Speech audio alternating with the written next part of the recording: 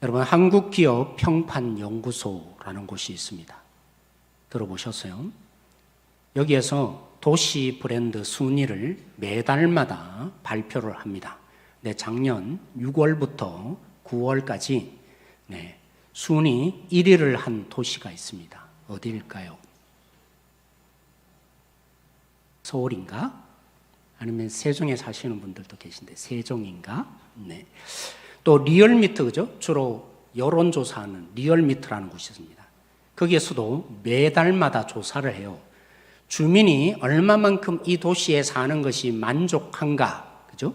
주민 생활 만족도를 조사를 합니다. 작년 2월부터 5월까지 이 도시가 1위를 했습니다. 그리고 평균적으로 1년을 따지면 2.52, 3위를 벗어나지 않는 도시. 한마디로 말하면 살기 좋은 도시라는 거겠죠? 이 도시가 어디입니까? 진짜예요? 대전. 대전이 도시 브랜드 1위를 작년에 많이 했고, 또 이 대전이, 그죠? 주민들이, 여긴 진짜 나 만족해. 여기 잘 살았어. 이런 얘기. 제가 우리 교회 처음 와서 신방을 할 때 권사님들이 종종 그러셨어요. 목사님, 대전은요, 정말 살기 좋아요. 그때는 제가 서울에 있다가 오니까 콧방귀를 꼈는데, 서울이 살기 좋지, 뭐 대전이 살기 좋아. 그랬는데, 시간이 지날수록 우리 권사님들이 하신 얘기가 이해가 됩니다. 저는 오늘 여러분에게 대전보다 더 좋은 도시를 소개하려고 그래요. 세계에서 얼마만큼 좋은 도시인가, 작년에, 그죠? 137개 도시를 대상으로 점수를 매겼어요. 객관적인, 사람들의 여론조사를 한 게 아니라 여러 가지 객관적인 기준이 있겠죠. 어느 도시가 가장 살기 좋은 도시였을까요? 대전요? 안타깝게도 대전은 아닙니다. 코펜하겐, 어디라고요? 사랑하는 성도 여러분, 대전보다 더 좋은 도시, 사람들이 흔히 객관적으로, 그죠? 과학적으로 평가하는 코펜하겐보다 더 좋았던 시절이 있는 도시, 이 얘기를 하고 싶어요. 이 도시가 얼마나 위력 있는 도시였으면 성인 남자면 적어도 1년에 3번은 이 도시를 방문합니다. 그리고 적어도 일주일을 여기에 기거를 하는 거예요. 와, 성인 남자는 건 20세 이상이겠죠. 20세, 그죠? 되는 사람들은 무조건 이 도시로 몇 번요? 3번 방문합니다. 그리고 일주일을 기거를 해요. 그게 이 도시예요. 그리고 하나님은 약속까지 줬어요. 내가 세계의 중심으로 이곳을 삼았노라. 그렇게 될 거라고. 그래서 온 열방이 우상에게 제물을 바치던 사람들도 이곳으로 몰려와서 하나님께 예배하는 도시, 그래서 세계의 중심지로 삼겠다고 하나님이 약속하신 도시입니다. 사랑하는 성도 여러분, 여러분들은 어떤지 모르겠지만 심판날에 모두가 부활합니다. 의인만 부활하는 게 아니라 악인도 부활해요. 아시죠? 악인은 왜 부활합니까? 심판받아서 지옥불에 던지려고요. 죽음으로 끝나지 않습니다. 사랑하는 성도 여러분, 억울합니까? 여러분의 마음이 힘듭니까? 반드시 하나님이 보상하세요. 악인은 그렇게 아무리 이 땅에서 잘 살아도 그의 죽음으로 끝나지 않습니다. 그러면 의인도 부활하죠. 왜 부활합니까? 예수님을 맞이해서 영원한 생명의 보상을, 그죠? 하나님으로부터 받기 위해서. 근데 이 도시는 이런 개념들이 있었어요. 마지막 그 심판의 날에 부활하게 되는데 바로 이 도시에서 제일 먼저 하나님이 부활시켜 준다. 그래서 어디에 흩어져 있든지 아무리 멀어도 자기가 살고 싶어 하는 이 도시로 이주를 하는 것입니다. 왜요? 여기에 묻혀야 자기가 제일 먼저 부활하니까요. 그래서 그들은 이 도시에 말년을 보냅니다. 그런 만큼 중요한 도시, 이 도시를 뭐라고 합니까? 샬롬. 어떤 도시죠? 평강의 도시 예루살렘인 것입니다. 그래서 예루살렘은 이스라엘의 수도, 예전의 수도일 뿐만이 아니라 모든 것의 중심이 되는 도시, 여기에 가고 싶은 도시, 몰리는 도시였죠. 그런데 오늘 여러분 느헤미야 11장에 오면 느헤미야 시대는 달라집니다. 사람이 별로 안 사는 거예요. 어디에다가요?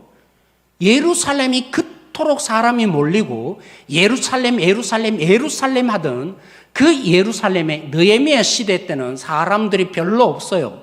왜 그럴까요? 그 이유가 무엇입니까? 첫째는 바벨론 포로 이후에 모든 살아가는 생존의 기간 시설들이 다 파괴되었어요. 살아갈 여력이 없는 도시가 바로 예루살렘이 된 것입니다. 그러면 자수성가하면 되죠. 농토에 그죠? 씨를 뿌리고 열매를 거두고 다시 개간하면 되잖아요. 그런데 예루살렘은요, 올리브 외에는 농사가 안 돼요. 뭐만 심어야 돼요? 올리브를 심어야 돼요. 먹고 사는데 올리브 먹고 삽니까? 이스라엘은 뭐 먹고 삽니까? 밀이죠. 맞죠? 밀을 주산으로 빵을 먹고 살아요. 그 밀의 주산지는 북쪽에 있어요. 여러분이 알고 있는 갈릴리 지역, 그 지역이에요. 혹시 이런 농사를 못 짓더라도 방법은 있어요. 아니면 물고기 잡으면 되잖아요. 예루살렘에 호수 하나 있습니까? 불가능해요. 그 호수도 갈릴리 지역에 하는 저 북쪽에 있어요. 그러면 양을 기르면 됐죠. 양을 풀어놓고 고기 먹고 그 양의 털옷을 입고 살면 된다고. 근데 예루살렘의 양은 못 길러요. 남쪽 지역으로 가야 합니다. 흔히 광야, 그죠? 여러분, 원래 작년까지 이어졌던 다윗이 주로 도망쳤던 그런 지역으로 가야 양을 기를 수 있어요. 한마디로 무슨 얘기입니까? 먹고 살 수가 없어요. 자수성가를 할 수 없는 곳이 예루살렘이에요. 그것이 지금 느헤미야 시대의 상황이 된 거예요. 그런데다가 여러분 아시잖아요. 성전을 지을 때마다 적들이 얼마나 방해하는지. 성벽을 지을 때도 방해합니다. 적들이 많고, 경상도 말로 해볼게요. 쎄삐까린. 예루살렘이 너무 힘들어요. 얼마나 많은 적들이 괴롭히고 힘들게 하는지. 흔히 말해서 어디를 공격해야 합니까? 수도를 공격해야죠. 아마 그런 이유도 있을 거예요. 이 적들마저 많은 동네, 어떻게 예루살렘에 살고 싶겠어요? 종교적인 이유 딱 하나 때문에 예루살렘이 부흥을 했는데 뭐 했죠? 성전에 와서 1년에 3번씩 의무적으로 와서 예배하면서 그죠? 제물을 드리고 자기 죄가 용서받기 위해서 예배하는 넘치고 넘치는 그 양을 팔고 그죠? 그런 속에서 성전 때문에 예루살렘은 몰렸는데 느헤미야 시대는요, 성전이 지어진 지도 얼마 안 됐어요. 읽어보시면 알겠지만 봉사할 제사장, 그들에게 11조도 제대로 제공되지 않는, 그러니까 레위인도 떠나버리는 거예요. 먹고 살 게 없으니까. 성도들이 헌금도 제대로 안 하는 이런 시대가 되니까 그럼 성도들은 오죽하겠죠. 예루살렘이 왜 삽니까? 먹고 살 게 없는데. 그래서 느헤미야가 오늘 본문에 시작한 거예요. 사랑하는 성도 여러분, 거물로서의 성전이 지어진다고 예루살렘입니까?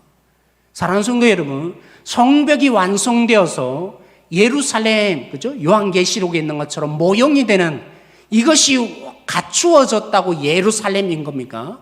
제가 2주 내내 강조했어요. 여러분의 영상을 드리면서 건물보다 뭐가 중요합니까?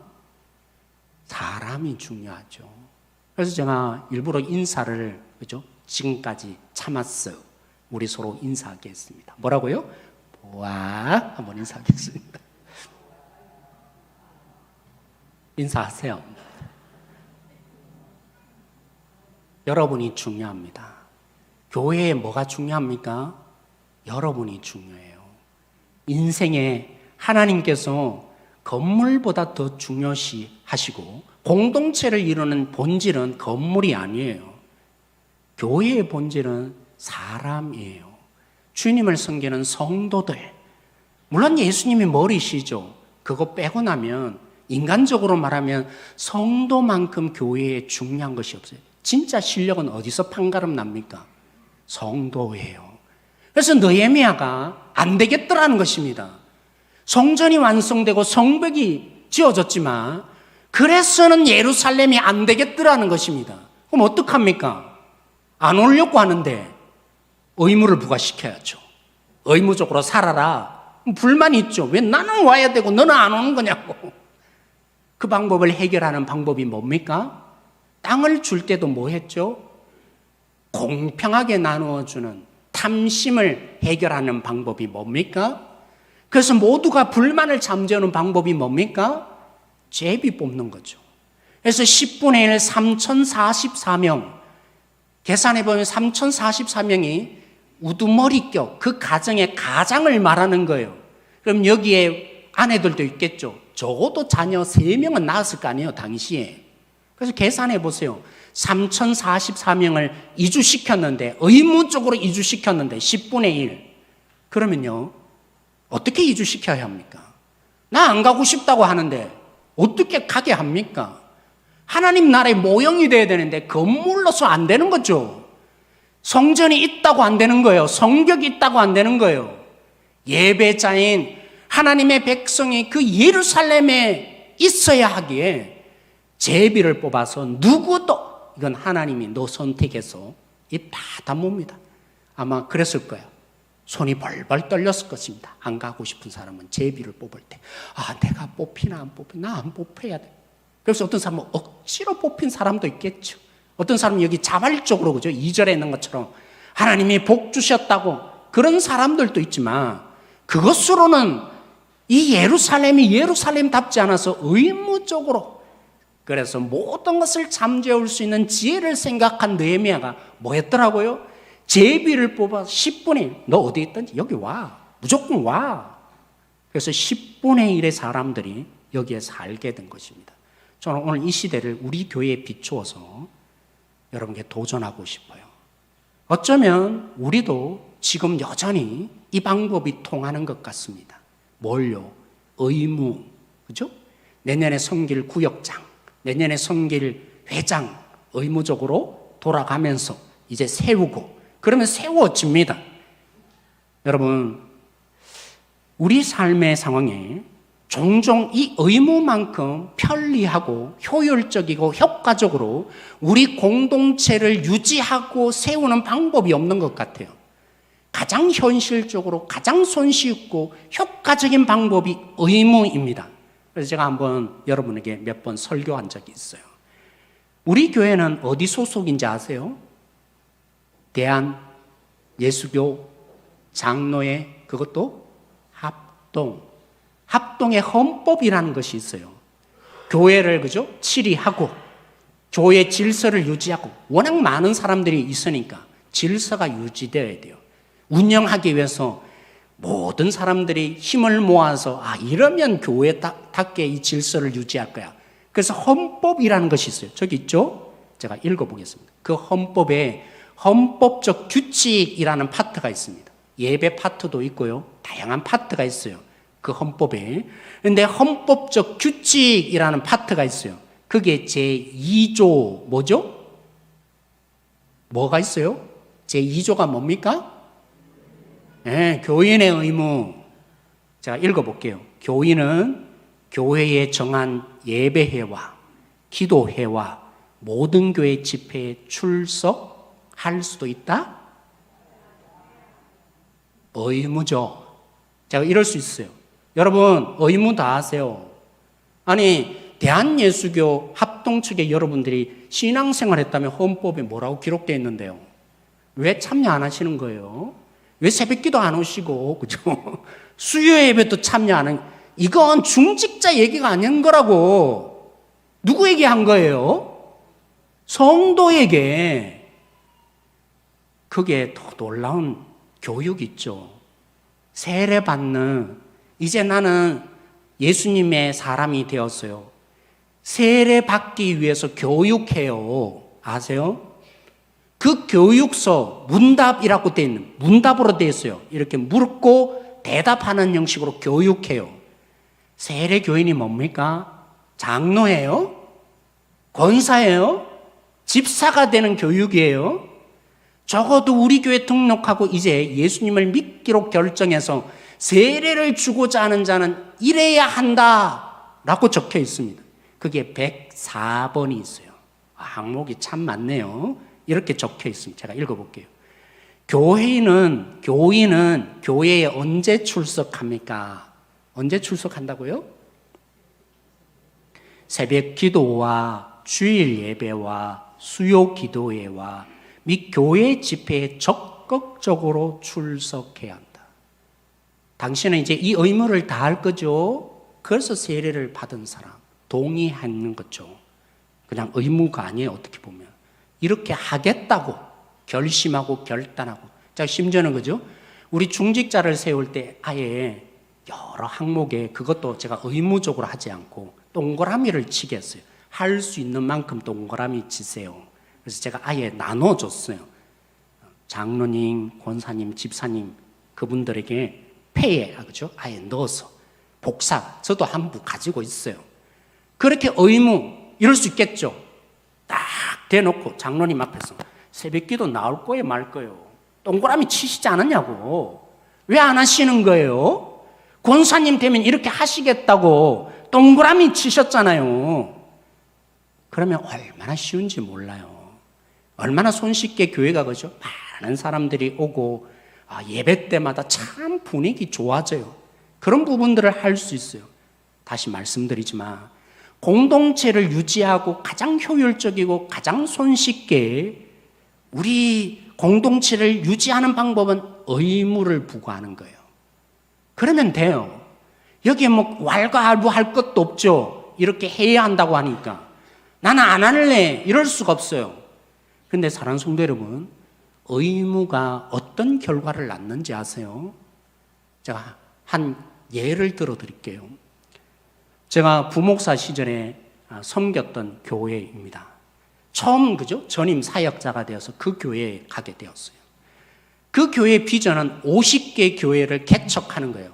우리 원종일 목사님도 이제 개척하는 제가 파송하고 싶어요. 물론 이제 원종일 목사님 스스로 이제 하셨지만 늘 우리 부교육자 다른 교회 갈 때 저 파송하고 싶은데 그 교회 비전이 뭐라고요? 50개 교회를 개척해서 예를 들면 그죠? 천안에 교회가 세워지면 천안 그 교회에 이름을 넣는 거예요. 그러니까 그 교회에 지원하는 대부분의 부교육자들은 뭐 하기 위해서 왔을까요? 개척하려고. 개척의 비전을 가지고 그 교회에 한 2년, 3년 섬기다가 목사님 내보내요. 그럼 교회는 헌금하죠. 온 성도들이 헌금하고 그 교회 처음 설립할 때도 같이 가서 또 헌금을 해요. 그리고 매달마다 얼마씩, 그죠? 성교비로 4년, 5년 동안 계약서를 쓰고 지원하면서 자발성이 있을 때까지, 스스로 설립될 때까지 지원해 주겠다고 그렇게 도장을 찍어서 세워요. 그런 교회에 비전을 가졌던 목사님이 그 교회를 개척한 멤버예요. 그것도 수석 장로님이셨죠. 그 수석 장로님이 이제, 그죠? 하나님의 은혜를 입고 헌신해서 그 교회 담임 목사가 되었어요. 종종 당회를 하다 보면 의견이 다르잖아요. 그런데 이 담임 목사님이 의견 조율이 안 되니까 부딪힐 때가 있는데 그럴 때마다 개인적으로 부르는 거예요. 누구 장로님 오세요. 딱 문을 닫은 다음에 호통을 치는 거죠. 내가 수석 장로였다고 어디 반항하고 이렇게 하는 거냐고. 꼼짝없이 복종하라고. 그게 내내 했던 그 목사님의 목회 방법이었어요. 그 당시에는 평안했죠. 잘 되어가는 것처럼 보였죠. 교회는 개척되고 무슨 큰일 날 뻔했다. 무슨 교회 이름으로, 그죠? 40몇 개의 교회가 이렇게 세워지는 교회, 유일하게 그렇게 개척해주는 교회로 이름난 교회가 되었어요. 영원히 담임 목사로 있습니까? 그 목사님이 은퇴를 하셨어요. 이제 원로가 되시고 새로운 목회자를 뽑았죠. 장로님들은 어떤 마음으로 뽑았을까요? 이제까지 우리가 눌려 살았다. 우리 마음대로 해줄, 그 뜻대로 해줄 목회자를 뽑자. 이런 마음으로 면접 보고 하면서 담임 목사를 세웠는데 못 봤죠. 발톱을 탁 감추고 있다가 면접할 때는 그죠? 듣기 좋은 말로 다 얘기했다가 막상 담임 목사님 나한테 까불지 마. 어떻게 보면 원로 목사님과 똑같이 맞선 것입니다. 당회할 때마다 부딪혔고 쉽지 않은 목회의 그 걸음을 그죠? 그 목사님 그때 제가 뽑혔어요. 그 교회를 원로 목사님 때 있었고 그죠? 그래서 다 알죠. 그 목사님 때까지도 제가 섬기면서 한 5년 동안 그 교회에 있었는데 목사님이요, 저 몰랐어요. 결국에는 약을 드셨어요. 너무 힘드니까 정신적인 어려움을 견뎌낼 수 없어서 당회할 때마다 부닥치고 힘들고. 왜 당회원들은 그럴까요? 이제까지 의무로 눌러놓았는데 마음 하나 바뀌지 않는 그 장로들이 이제는 그죠? 그 권위가 사라지고 나니까 폭발을 한 거죠. 그래서 그죠? 자기 마음에 안 드는 목회자들 매년마다 내보냅니다. 목사님, 저 목사님 내보내야 됩니다. 그렇게 결정하고 나가고 매년마다. 그래서 늘 아부를 할 수밖에 없어요. 장로님 마음에 듣기 위해서 그죠? 부교육자들이 그렇게 순종하며 따라가는 교회의 모습들을 볼 수밖에 없었죠. 그렇게 부닥치다 보니까 담임 목사님이 한 카리스마 있는데, 제가 이 얘기도 했던지 모르겠지만 어느 정도 카리스마 있었냐면요, 부교육자를 월요일마다 불러내세요. 공동체가 중요하니까. 그래서 저희들은 족구했어요. 아침부터 저녁까지 월요일 쉬는 시간 없이. 그러면서 우리 한 마음을 품자고. 근데 한 번은 그죠? 담임 목사님이 이제 우기셨는데 분명히 아웃인데 인이라고 하니까 그 상대방 저희 편에 있던 우리 부교육자가 에이씨 한 거죠. 그러니까 화가 끝까지 나신 담임 목사님, 네가 감히 죽사발이 났어요. 그날 얼마나 맞았든지. 그래서 무릎 꿇고 벌벌 떨면서 빌고. 그런 교회에 제가 있었다고요. 저는 목격했어요. 의무로 눌러놓은 것이 사람을 변화시키지 못하니까 결국 그 눌려있던 것이 뭐라고요? 스프링처럼 반응하는 것입니다. 그래서 정반대의 악의 영향들을 얼마나 끼치는지. 사랑하는 성도 여러분, 의무와 똑같은 것이 보상이 있죠. 이렇게 하면 하나님이 복 주신다. 이렇게 섬기면 하나님이 이만큼 물질적으로 안겨다 주셔. 그것이 우리 마음을 바꾸었습니까? 한치도 못 바꿔요. 똑같아요. 하나는 의무로 힘겹게. 그래서 아시잖아요. 한 해 섬기고 나면 다음에는 절대로 안 섬겨요. 얼마나 힘든데. 의무니까, 권사니까, 집사니까, 회장이니까 한 해는 어찌되었든 섬겼는데 다음에는요, 너무 힘들어. 이런 거 내가 왜 섬기나? 하면서 반작용이 일어났죠. 그런 일들을 한국교회가 이제까지 열매로 맛보고 있는 거 아세요? 의무와 보상은 사람을 변화시키지 않습니다. 본질을 바꾸지 않습니다. 보상은 한때 좋아서 헌신하고 열심히 했다가 내가 원하는 대로 그 보상은 하나님 때로 안 주시거든요. 그래서 원망하죠. 내가 이를 엮고 예수님 믿었나? 하나님 뭐 하시는 거예요? 하나님을 향한 또 내려놓게 됐죠. 남은 저렇게 보상받는데 나는 왜 안 돌아오는 거냐고. 누구는 인정해주고 그죠? 늘 인정해주다 보면 다 인정 못해줘요. 그럼 섭섭하죠. 누구는 인정해주고 누구는 인정 안 해준다고 늘 편이 갈려져요. 목사님은 누구 편이라고? 목사가 어떻게 다 인정해주겠어요? 그런 일들을 한국교회가 경험하며 여기까지 왔는데, 사랑하는 성도 여러분, 지난 금요일 토요일 본문을 보세요. 의무적으로 예루살렘에 살게 했는데 그럴 수밖에 없었죠. 그 당시에는 느헤미야가 성벽을 재건한, 느헤미야의 본문에 가장 중요한 것은 성벽 재건이에요. 제가 2번이나 강조했는데 여러분 영상에 성벽 재건으로 끝났어요? 느헤미야는 그렇게 끝나지 않아요. 그 공동체를 정결하기 위해서 회개시켰고 그 회개를 지키라고 제사장을 불러 맹세까지 느헤미야가 시켰어요.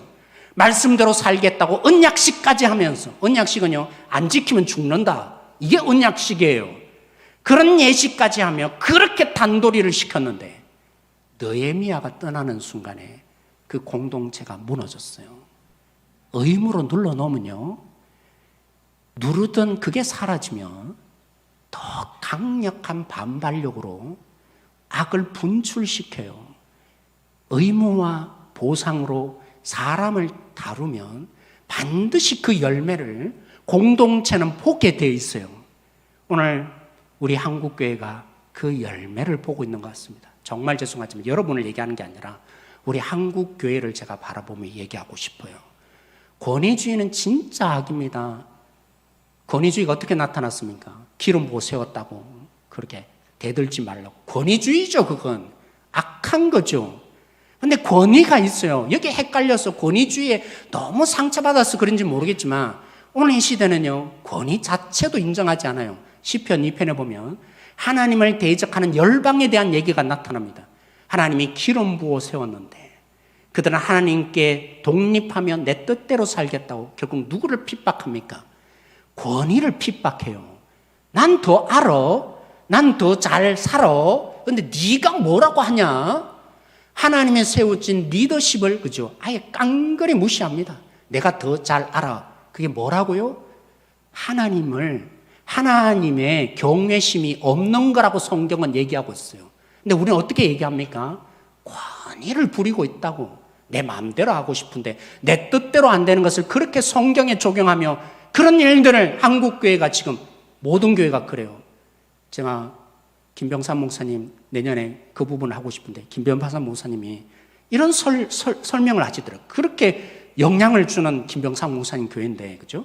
영상을 편집하며 기도로 마무리돼요. 그런데 예수님의 이름으로 기도 안 했다는 거죠. 어떤 성도가 결국 말한 것 같아요. 그래서 설명해요. 참 얼마나 안타까운지 몰라요. 지금 시대 사람들은 자기가 제일 잘 알고 그래서 목사님 틀렸대요. 그래서 주기도문은 왜 안 주기도문 예수님 이름으로 왜 기도 안 하냐고 그렇게 그죠? 하니까 결국 목사님이 마지막에 지금은 예수님의 이름으로 기도합니다. 덧붙이고 김병삼 목사님 교회도 이런 거구나. 이게 한국교회 정서예요. 무엇 때문에 이렇게 된 겁니까? 의무와 보상으로 마음 하나 안 바뀐 가운데 공동체를 유지했으며 부흥시킨 이 열매를 지금 우리가 따고 있는 거예요. 은혜가 도대체 뭡니까? 여러분, 은혜가 도대체 뭐죠?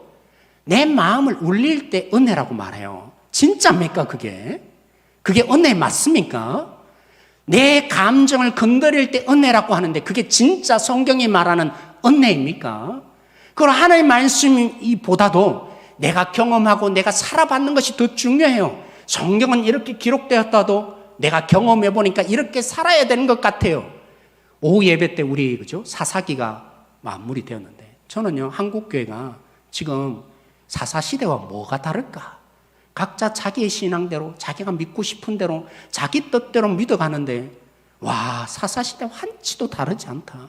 각자 자기 소견대로만 하고 있는 그 사사시대가 한국교회구나 라고 진단이 돼요. 제가 볼 때는. 더 놀라운 사실은요. 통합 측 한때 우리 교육자들이 지침한 사역할 때 공과를 가르칠 때 많이 참조하던 것이 통합 측에 나온 잡지였어요. 그 말은 뭡니까? 통합 측에서 교회 학교를 참 잘했어요. 교육적으로. 그 통합 측이 최근에 발표를 했어요. 예측하며 발표를 했어요. 2030년대가 되면 교회 학교 몇 퍼센트일까요? 90%가 사라진다. 50%가 지금 없는데 2030년도가 되면 그때가 되면 그렇게 교육을 잘하던 통합측 교회도 그죠? 합동측 말고요. 통합측 교회도 2030년대가 되면 90%가 교회 안에 교회 학교가 없을 것이다. 예측하는 이 시대. 이 열매를 우리가 보고 있어요. 저는요. 이 모든 열매는 어디서 왔는가? 의무를 부과시키고 그래서 효과를 보고 그나마 이렇게 잘 되는 것 속에 만족하며 사람 바꿀 수 없는데 마음 하나 바뀌지 않는데 또 보상으로 그죠?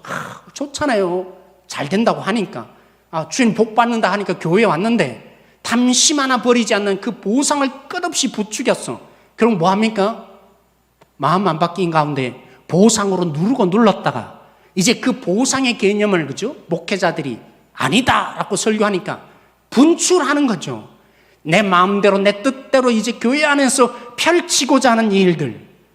마지막 노선은 파수꾼이 사역자인데 제가 최근에 지난주 들었네요. 여러분 부교육자가 가장 많이 지원하는 교회가 어딘지 아세요? 서울의 S교회, 부산의 S교회예요. 왜 그런지 아세요? 그 교회에 출신 섬겼다면 단임 목회될 때 대부분 교회들이 그래요. 지금 담임 목사님의 대부분은 클럽 있지만 S교회 출신 목사님들이 대부분 차지하고 있어요.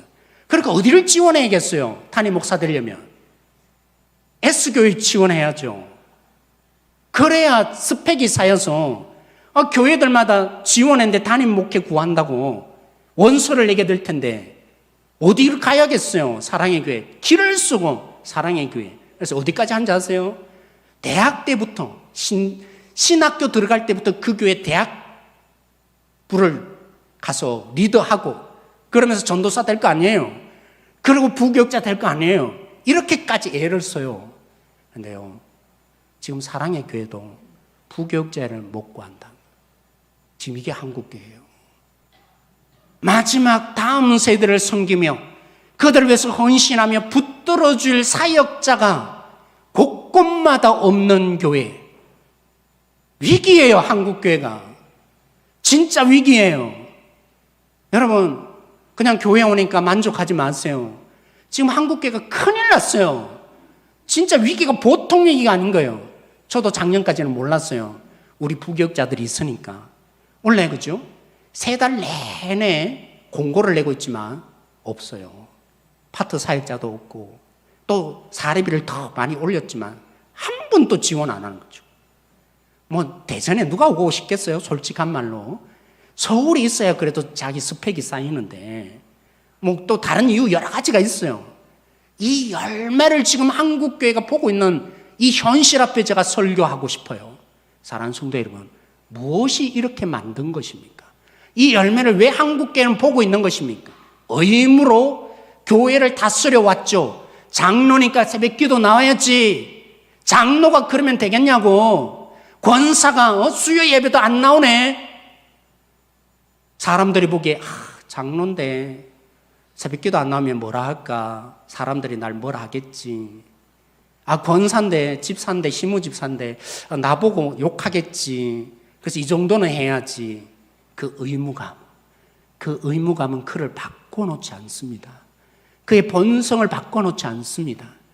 우리에게 받았던 그 보상들 기대하며 이제까지 섬겨며 그래서 나는 건강이 회복되었으며 물질적인 복을 얻을 거라고 다른 사람에게 자랑하는 간증거리가 될 거라고 그것이 그를 바꿔놓지 않습니다.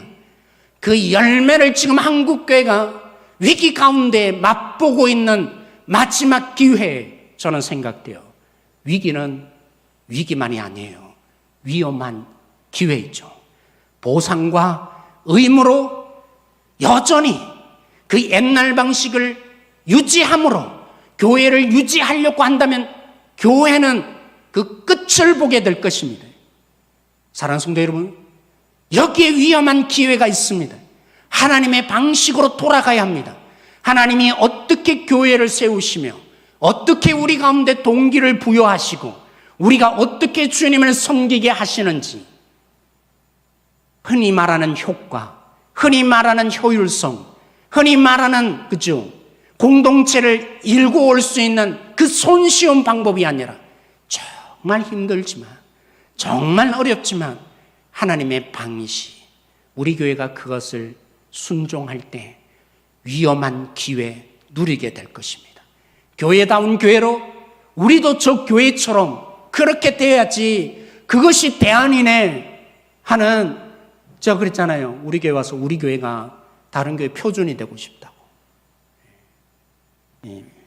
굉장히 교만한 기도지만 사랑하는 성도 여러분, 하나님의 방식이 뭡니까? 의무는요, 보상은요, 하나님 방식 아니에요. 완악하고 인간이 그러니까 어쩔 수 없이 구약시대 때 하나님이 그럴 수밖에 없었는데 이제 우리를 새롭게 하나님이 역사하시는 방법이 있어요. 우리 한번 읽어보십시다. 고린도후서 5장 14절 말씀. 고린도후서 5장 14절 말씀. 같이 읽겠습니다. 시작. 그리스도의 사랑이 우리를 강권하시는도다. 우리가 생각하건대 한 사람이 모든 사람을 대신하여 죽었은즉 모든 사람이 죽은 것이라. 한때 바울은 그리스도인을 잡아 죽이는 것이 열심이었습니다. 그것이 하나님을 기뻐하는 일이라고 생각했고 누구도 말릴 수 없는 최고의 열심을 부린 자가 바울이었습니다. 그 바울의 열심이 완전히 180도로 바뀌었죠. 어떻게 바뀌었습니까? 하나님을 모독하는 자라고 했던 그 복음을 예수님의 죽고 부활하셨으며 그 예수님이 우리 주님이다. 이걸 위해서 목숨 거는 열심으로 바울이 바뀌었습니다. 그래서 사람들이 물었죠. 도대체 바울아, 너를 바꾼 게 도대체 뭐냐고? 어떻게 이렇게 180도 달라져서? 바울이 한마디로 이렇게 표현했어요. 내가 다메섹 도상에서 주님을 만났어. 어떤 주님을 만났다고 했을까요? 부활한 주님을 만났어. 바울을 움직였던 가장 큰 핵심, 부활한 주님을 만났습니다. 그러니까 바울을 그죠? 어떻게 보면 좀 낮추고자 싫어하는 유대인들이 뭐라고 했냐면 바울이 미쳤다. 바울이 미쳐서 예수님이 부활할 수도 없는데 부활했다고 환상을 보고 헛것 보고 저러는 거야. 제가 본문을 적을 수 없어서 5장 13절, 그래서 바울이 이 얘기를 합니다. 내가 미쳐도 하나님 때문이고. 왜 이 말이 나왔다고요? 5장 13절. 내가 미쳐도 하나님 때문이라는 말이 왜 나왔다고요? 바울을 그죠? 무너뜨리고 반대하는 그 거짓 선지자들이 야, 바울이 미쳐갖고 환상이 뭐야? 환각 상태에 빠져갖고 헛것 보고 저러는 거야. 바울이 전하는 거 믿으면 안 되는 거야. 그래서 바울이 뭐라고 했다고요? 내가 미쳐도 하나님 때문이고, 그리고 내가 정신이 온전하여도 예수님을 믿고 생명을 얻을 너희 때문이라. 미쳐도 온전하여도 오직 나는 그것만을 원한다. 그래서 오늘 14절에 시작하고 있어요. 내가 날 어떻게 대우하든지 미친놈 취급하더라도 너무 정말 미쳐갖고 저렇게 복음에 드리냐고 그렇게 힘쓰지 말라고. 인간이라는 존재가 왜 그렇게 그죠? 미쳐서 사는 거냐고. 그렇게 대접받더라도 열심을 다하는데도 그 열심을 뭐라고 생각해요? 대충 살아야지. 아이고 불쌍해. 그런 대접받더라도 난 괜찮아. 어떤 대접에도 난 괜찮아. 그럴 수 있는 이유가 뭐였습니까? 그리스도의 사랑이 나를 강권하시도다. 그리스도의 사랑이 나만이 아니라 우리를 강권하시도다. 강권이란 말이 너무 어려운 것 같아요. 요즘 하도 안 쓰니까. 그래서 제가 다른 번역본을 봤죠. 그래서 오늘 제목이 된 거예요. 휘어잡는다. 사로잡힌다. 그죠? 강권하다. 그렇군요. 바울이 이런 삶을 살 수 있었던 것은 의무도 아니었고 보상도 아니었어요. 바울이 날 어떻게 취급하든지 나는 여전히 주님을 위해서 살래. 이럴 수 있었던 유일한 이유는 하나님의 사랑에 사로잡힌 것입니다. 하나님의 사랑이 그를 사로잡은 것입니다. 예수님이 부어주신 그 사랑이 어떤 사랑이라고 바울이 그 다음에 설명합니까? 죄인을 대신하여 죽는 사랑이었다고. 우리는요, 죄를 너무 쉽게 생각하는 것 같아요. 용서하니까. 사실은 성경에서 말하는 죄는요, 여러분들이 지었다는 그 죄는 하나님을 대적하는 거예요. 뭐 하는 거라고요? 하나님을 대적하는 거라고요. 죄를 짓는다는 것은 하나님과 전쟁하는 거예요. 그럼 하나님 뭐 하셔야죠? 죽이셔야죠. 살려두면 안 되는 거죠. 그런데 우리는 사랑하시니까 덮어줘야 돼요. 천만에요. 하나님이 그렇게 거룩하지 않고 어줍지 않은 사랑을 하시는 분이 아니에요. 죄를 똑바로 알면 하나님 용서하셔야 된다. 그럴 수가 없어요. 하나님과 원수지간에 되어서 하나님과 전쟁하고 있는데 무슨 용서입니까? 당장 죽여야지. 너 사랑이 뭡니까? 그런 죄인을 대신하여 아들을 버리시. 그 하나님 아버지의 마음을 헤아리시고 예수님이 그래서 대신 죽는 사랑을 했대요. 여러분을 위해서, 저를 위해서. 근데 오늘 뒤에 보면은 모든 사람이 죽었도다. 절망적이고 자격 없고 저런 사람은 용서할 수 없어. 거기에 모든 사람이 포함되어 있는 거죠. 어떤 사랑이, 무엇이 우리의 동기가 되어야 합니까? 신앙생활의 동기가 무엇이어야 합니까? 우리가 진짜 오늘 또 한 사람을 섬기는 이유가 무엇이어야 합니까? 우리 찬양대원들 묻고 싶어요. 여러분들이 아침 일찍 나와서 그렇게 섬기는 진짜 이유가 무엇입니까? 오늘 예배드리는 궁극적인 진짜 이유가 무엇입니까? 우리가 오늘도 우리의 시간을 들이며 여러분들이 헌금하는 진짜 이유가 무엇입니까? 그렇지 않으면요, 언젠가는 누르고 눌렀다가 반작용에 의해서 폭발합니다. 나만 죽는 것이 아니라 다른 사람도 죽이는 공동체 역할의 중심에 서게 될 거예요. 제가 다시 말씀드립니다. 하나님의 사랑이 아니라 의무라든가 보상에 의해서 하면 언젠가는 누르고 눌렀다가 튕겨져서 누군가를 정말 죽이는 사람, 그러죠. 이런 마음이 당장 들잖아요. 새벽기도 나오면 아니 왜 새벽기도도 안 나와? 이러려고 장로되어서, 그죠? 새벽기도 나온 사람은 이런 마음이 듭니다. 수요 예배 나오면 이렇게 많이 비었는데, 아니 제가 그죠? 아예 우리 시무 장로님 될 때, 시무 권사님 될 때, 시무 권사님 될 때, 그것도 의무가 아니라 제가 자발적으로 할 수 있는 분량만큼 동그라미를 치라 그랬어요. 그게 뭐 11조부터 시작해서, 그죠? 새벽 기도 뭐 여러 가지. 여러분들이 할 만큼, 의무가 아니라 여러분들이 진짜 자발적으로 할 만큼 동그라미 치라고. 내밀고 싶죠? 새벽 기도 나온다고 동그라미 안 치셨냐고. 응? 수요예배 나온다고 동그라미 안 치셨냐고. 그런 마음으로 분노가 일어났죠. 그럴 때마다 죽여요. 나도 죽고 커도 죽이는 불행한 공동체. 그것을 교회가 만들어내죠. 진정한 그리스도인의 공동체의 특징이, 주님이 우리를 그렇게 사랑하신 그 사랑이 여러분을 사로잡으셔야 합니다. 2006년 섬기시는 분들마다 기도하셔야 됩니다. 매일 붙잡고 기도해야 됩니다.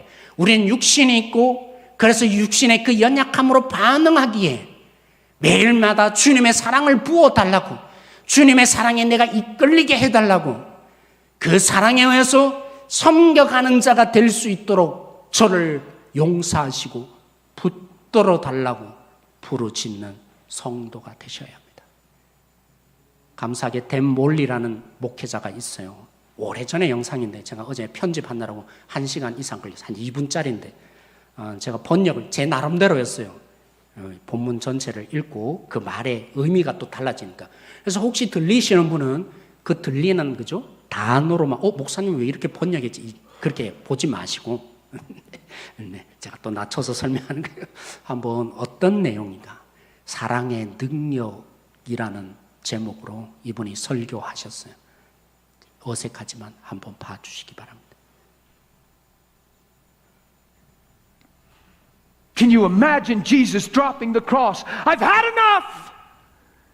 If you people didn't change by now, you'll never change. I've done nothing but good. You broke my heart and broke my trust time and time again. And even if you say I'm sorry, how do I know you won't still do it? I'm done with you. I've had enough. Every one of us in this room has felt like that and talked like that and treated one another like that. And we can't even imagine Jesus doing that. But the reason he does what he does is to set the example to become what he is. He doesn't just want to lavish you in love, he wants to transform you in love. Yes. We remind people again and again how they broke our heart, again and again how they did wrong. Being right doesn't make it right. Being righteous will redeem the world. We fix on what's wrong and give ourselves permission to be right and miss the heart of God completely. If he judged us that way, we're finished.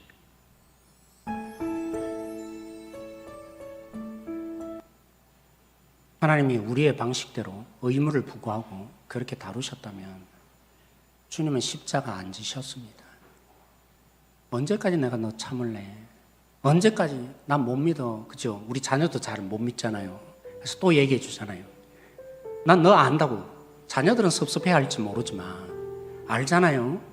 이제까지 수없이 얘기했는데 또 그 신념을 저버리잖아요. 신뢰를 저버리잖아요. 그래서 우리는 또 한마디 해주게 됩니다. 예수님이 우리를 보시며 어떠셨을까요? 십자가를 왜 지셨습니까? 그 주님의 사랑이 우리를 변화시킵니다.